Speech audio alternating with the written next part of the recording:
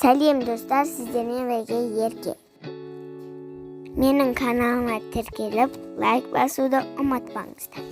Бүгін сіздерге ұя салатын балықтар туралы айтып беремін. Мұхиттың терең түбінде ұя салатын тоты балықтар кездеседі екен. Бір қызығы, тоты балықтар аналық болып келеді да аталыққа айналады. Балықтар ұяларын теңіз маржанынан жасап алады. Теңіз маржандарын қышып алып, одан шұңқыр жасайды.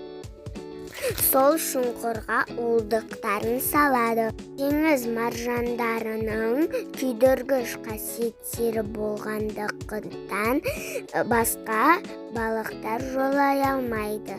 Тоты балықтар құстарға өте қатты ұқсайды екен. Олар да уылдықтарын құстар сияқты жинайды екен. Тоты балықтар уылдырықтарын шашып болған соң ұяларынан алысырақ кетіп қайтып келмейді екен. Өйткені күйдіргіш маржандар балықтың балаларын жауларынан қорғайды екен. Егер менің видеом ұнаса, пікір қалдырып кетуді ұмытпаймыз.